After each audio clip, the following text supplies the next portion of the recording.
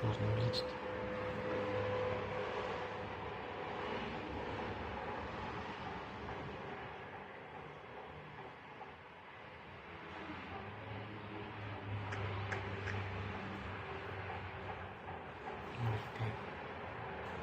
Вылетел сразу.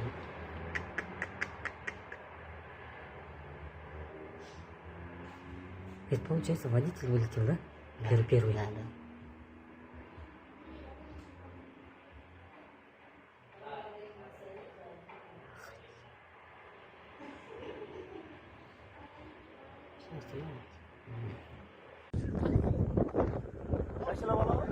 Yaş bana.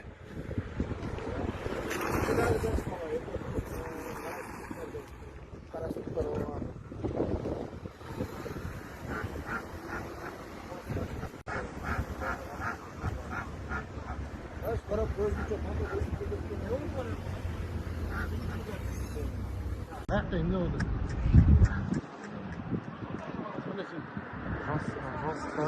Çok çok.